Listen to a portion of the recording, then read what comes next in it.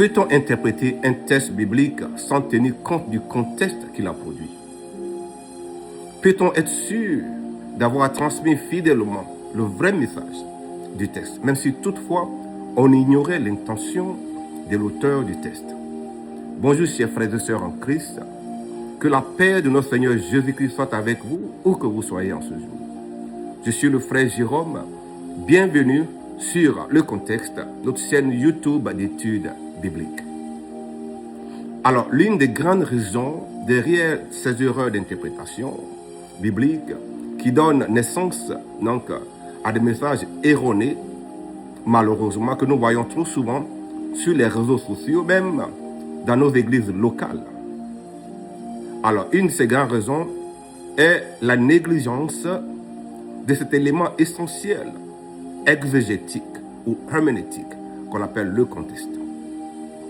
Le manque de perspective historique, littéraire, culturelle, théologique et même géographique dans l'analyse de nos textes bibliques pendant les préparations des sermons est la grande raison derrière les dérives théologiques auxquelles, ici sur cette chaîne donc, par la grâce de Dieu, nous discuterons des problèmes liés aux erreurs d'interprétation.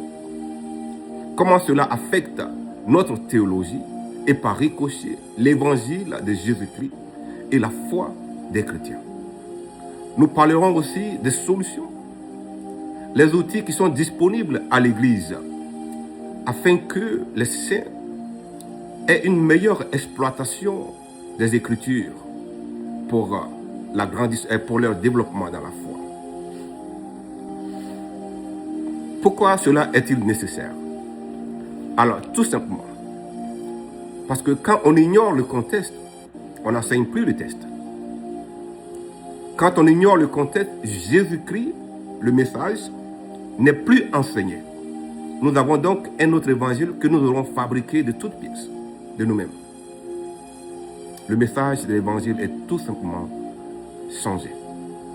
Alors, souvenez-vous un peu de ce que l'apôtre Paul disait aux chrétiens des Galates. Il y a des conséquences quand nous ne prêchons pas l'évangile. Quand nous voulons changer le message pour une raison ou autre. Quand nous faisons une habitude de vouloir transformer, de négliger cet élément, transformer l'évangile. Alors, il y a des conséquences qui vont avec. On va lire ensemble ce que Paul dit aux chrétiens de Galates. Galates 1, verset 8 à 9. Mais je vais m'arrêter tout simplement au verset 8. Mais quand nous-mêmes, quand un ange du ciel annoncerait un autre évangile que celui que nous avons prêché, qu'il soit anathème. C'est très sérieux comme les mots qui sortent. Alors le mot grec, le mot anathème en grec, c'est-à-dire anathème. Et ce mot désigne une personne ou une chose maudite. Alors, aussi une personne vouée à la destruction ou séparée de Dieu et de la communauté. Alors, qu'on fasse beaucoup attention. Alors, il y a aussi... Paul ne s'est pas épargné. Il n'a pas épargné les anges.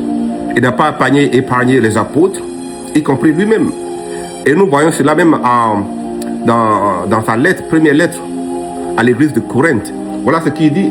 Il dit, malheur à moi si je n'annonce pas l'évangile. Il n'est pas épargné. Très sérieux. Voilà Paul, ce que même chose l'apôtre James, on va arriver à ce qu'il nous dit plus tard. Alors, quand on ignore le contexte, non seulement le message est changé, mais c'est comme si, n'est-ce pas, on veut se mettre à la place de Dieu. On veut usurper de l'autorité de Dieu. Quand on fait cela, nous perdons notre autorité à nous. Parce que notre autorité nous vient de Dieu, sa parole. Notre capacité à prêcher droitement la parole de Dieu. Là même, on va parler un peu de l'expression prêcher avec autorité. On entend souvent prêcher avec autorité, prêcher avec autorité. Mais qu'est-ce que cela veut dire? Cela n'a rien à voir avec être autoritaire. Prêcher avec autorité n'a rien à voir avec être éloquent ou être sûr de soi, prêcher avec une certaine assurance. Cela n'a rien à voir avec être zélé. Tout cela, c'est bien. Mais les marmailleurs en font autant. Les prédicateurs des fausses doctrines, ils sont convaincus. Ils sont zélés dans leur fausseté. Donc, prêcher avec autorité n'a rien à voir avec notre performance. Alors, prêcher avec autorité, tout simplement, c'est la capacité du prédicateur à se soumettre à la parole de Dieu et à la prêcher droitement. C'est de là que vient notre autorité. Parce que la parole de Dieu est l'autorité et notre appui, c'est la parole de Dieu. Autrement dit, on n'a aucune autorité en nous-mêmes.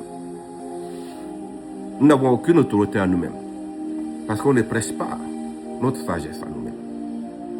Nous prêchons la sagesse divine, la sagesse de Dieu, afin que la foi des chrétiens soit fondée non sur notre sagesse, mais sur la puissance de Dieu. Paul le dit clairement dans 1 Corinthiens 2, verset 7. Il dit, nous prêchons la sagesse de Dieu mystérieuse et cachée que Dieu, avant les siècles, avait destinée pour notre gloire. Ne pas prêcher la parole de Dieu, c'est mépriser tout simplement le sacrifice de la parole à la croix. Notre Seigneur Jésus-Christ est la parole. Ne pas prêcher Jésus-Christ, c'est mépriser son sacrifice à la croix. Très sérieux, le travail du prédicateur. L'apôtre Paul, Jacques, je parlais de Jacques plus tôt. Jacques nous donne ce garantie, cet avertissement. Il dit, mes amis, ne soyez pas nombreux à enseigner. Vous le savez, nous qui enseignons, nous serons jugés sévèrement. La parole de Dieu, dans le livre de Jacques, chapitre 3, verset 1. Le prédicateur est un enseignant de la parole de Dieu. C'est un travail très sérieux. Nous voyons donc la responsabilité du prédicateur à prêcher droitement la parole de Dieu, la destinée de toute une génération est entre nos mains. Donc il ne s'agit pas seulement de prêcher, encore faut-il que nous prêchions la parole de vérité. On doit se demander là, souvent quand nous faisons cela, on doit se poser la question sur le message.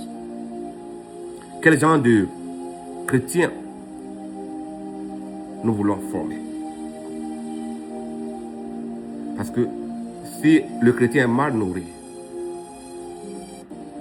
vous voyez, le produit va montrer cela. Le produit fini. Timothée, sur la même lancée, a reçu ce conseil pastoral de Paul.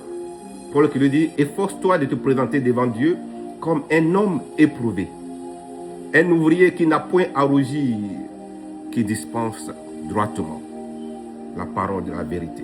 2 Timothée 2, verset 15. Alors, quand nous ne prêchons pas droitement la parole de vérité, quand nous négligeons la préparation sous la direction du Saint-Esprit, nos discours, quel que soit notre zèle, notre conviction, quels que soient les applaudissements, nos discours sont profanes devant Dieu. Notre autorité, comme je l'ai dit tout à l'heure, ne vient pas de nous. Ne vient pas du fait qu'on a fait des années et des années dans le ministère. N'a rien à voir avec notre ancienneté dans le ministère. N'a rien à voir avec notre popularité, le nombre d'églises que nous avons fondées. Mais au contraire, c'est notre soumission, notre engagement à prêcher réellement la parole de vérité, quelles que soient nos opinions sur ce que la parole de Dieu dit. C'est à cela que Dieu nous appelle. Alors, pour éviter ce genre d'erreur, il faut se soumettre aux principes herméneutiques, à l'art d'interprétation biblique. Des principes clairs qui vont nous guider, sous la direction du Saint-Esprit, à éviter ces erreurs. Le contexte est roi dans cette pratique. Alors vous me demanderez ce que le contexte.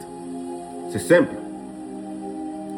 Le contexte, alors quand on parle du contexte, dans le cadre d'interprétation biblique, nous faisons référence à l'ensemble des informations ou événements qui entouraient tout simplement la rédaction du texte. L'ensemble des informations ou événements qui entouraient la rédaction du texte biblique ou du livre.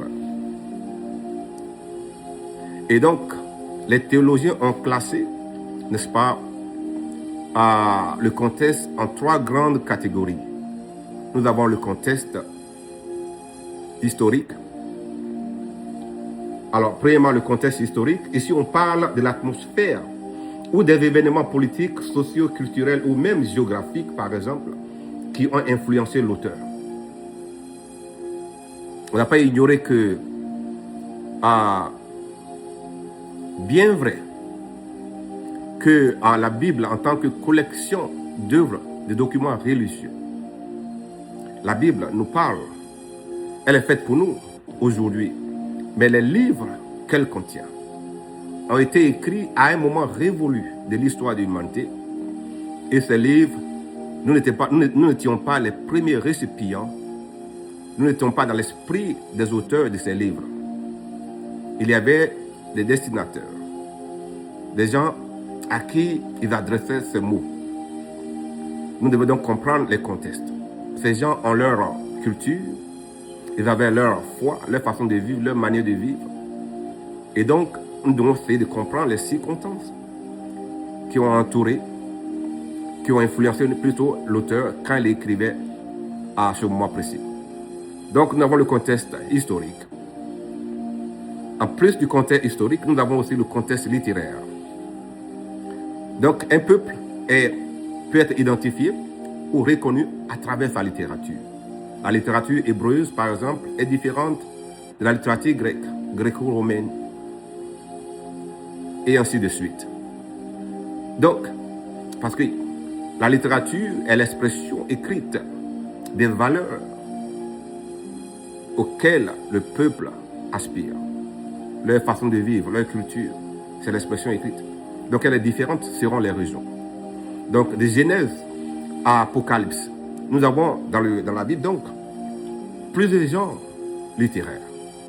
Nous avons la loi, les récits historiques, comme dans les prophètes par exemple, font partie des récits historiques. Nous avons les poèmes comme les psaumes par exemple. Nous avons des récits biographiques. Vous voyez, l'évangile fait partie de cela, récits biographiques. Nous avons aussi les épîtres, les récits épistolaires, les épîtres, et ainsi de suite. Nous avons aussi les formes, les styles littéraires, les figures de style. Vous voyez, nous avons les métaphores, nous avons des paraboles, nous avons des allégories, et tout cela.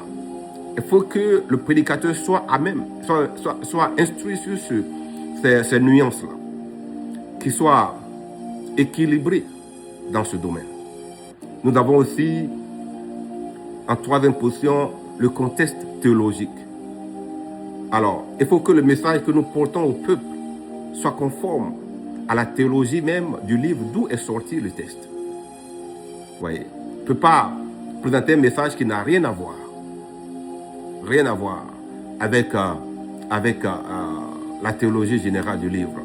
Il faut que ce message aussi, non seulement en accord avec la théologie du livre, mais qu'il soit en accord, plutôt avec le message général de la Bible. Est-ce que ce que nous disons est en contradiction avec le message général de la Bible? Si tel le cas, nous devons nous arrêter et repenser, prier et demander la direction du Saint-Esprit encore sur nos sujets. Quand on aura fait tout cela, quand on aura obéi à tous ces étapes, il n'y a pas de raison qu'on prêche un autre message que Jésus-Christ. Il est le message central de la Bible. Jésus-Christ et sa croix. Il n'y a pas de raison que nous suivons ces éléments-là et que nous aboutissions à un autre résultat. Jésus-Christ sera absolument glorifié quand nous suivons ces étapes exégétiques.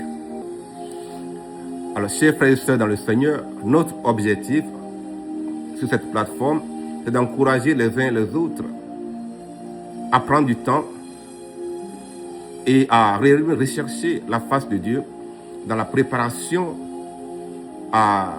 de nos sermons, de nos discours, afin que le peuple soit vraiment édifié, qu'il connaisse vraiment le Père pour mieux l'adorer. Vous voyez, parce que vous ne pouvez pas adorer quelqu'un que vous ne connaissez même pas. Votre adoration peut vous paraître parfaite, mais est-ce qu'elle est parfaite selon la parole de Dieu? Donc il faut connaître celui qu'on adore, il faut connaître celui qu'on loue. Et c'est à travers sa parole. Alors, sur ce, j'ai le grand plaisir de vous annoncer notre toute première édition qui arrive très prochainement par la grâce de Dieu. Le thème principal portera sur le judaïsme, le contexte du judaïsme du deuxième temple de Jérusalem. C'est un thème très important que j'encourage tout prédicateur de l'évangile à lire, à étudier, à connaître. Alors, pourquoi ce thème est important? Alors, nous allons parler de ça en détail, mais je vais vous présenter un peu le thème. Alors, c'est une période, c'est un thème qui couvre une période d'au moins près de 600 ans. Donc, après le retour babylonien, jusqu'à la destruction du temple à l'an 70. Donc, le premier temple, comme nous le savons, a été construit par le roi Salomon 1000 ans avant l'arrivée de Jésus-Christ. 1000 ans avant l'arrivée de Jésus-Christ, sous la direction de Dieu, Salomon a fini le temple, le premier temple de Jérusalem. Près de 600 ans après, en 597, après l'assaut babylonien à Jérusalem, et le temple a été profané, le roi a arrêté sa cour royale. Ils sont revenus encore une deuxième fois en l'an 587, avant Jésus-Christ. Cette fois-ci, ils ont détruit le temple de Jérusalem. Donc le temple a été détruit. Les gens étaient envoyés en exil. Mais ils sont revenus de l'exil.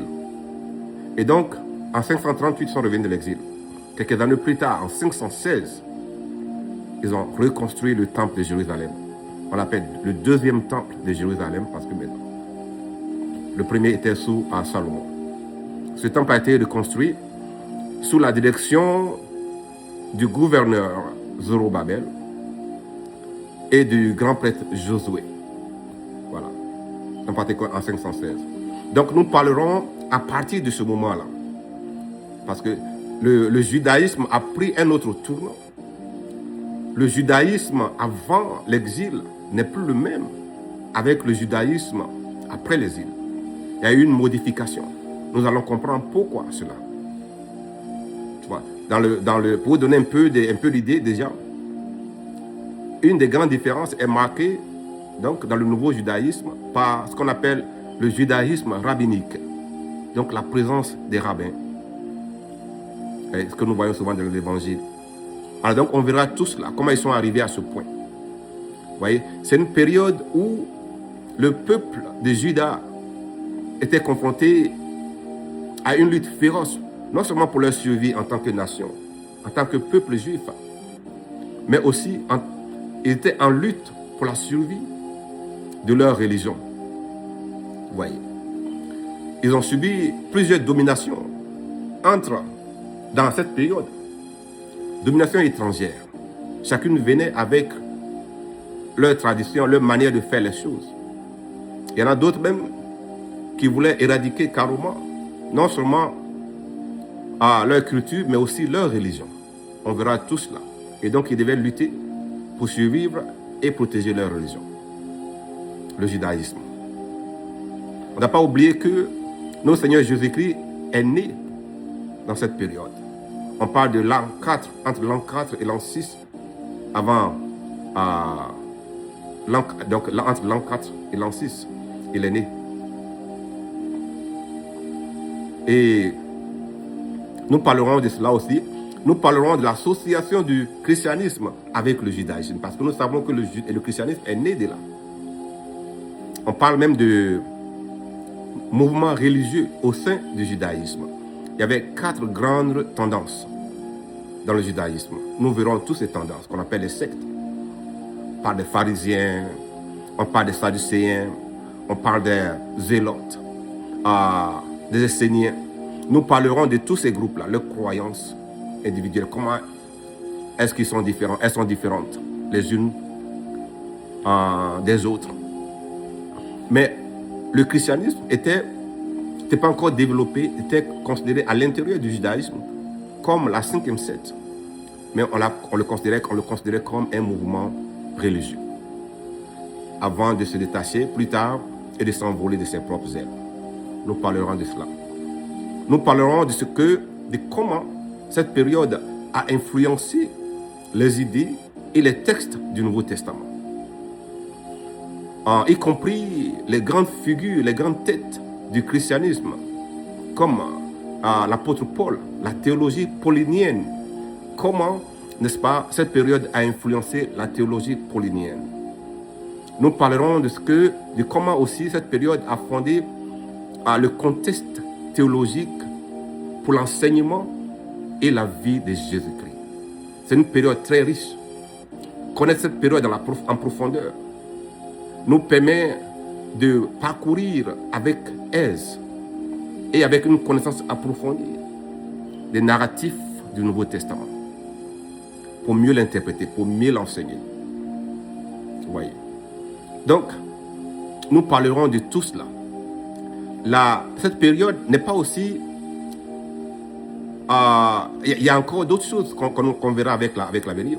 Mais cette période est aussi la rencontre, un carrefour entre deux testaments. Vous voyez, il y a l'Ancien Testament et le Nouveau Testament qui se rencontrent dans cette période. Il y a un qui finit ses jours, donc qui finit sa course, l'Ancien Testament. Et il y a un autre, le Nouveau Testament, qui prend la relève. Alors nous verrons ce que cela veut dire, ce croisement des deux testaments, et ce changement qui se passe. Vous voyez, c'est une période très riche. Et donc, il faut absolument être patient. Nous parlerons de cela, ça nous prendra un peu de temps, mais ça vaut la peine. Voilà.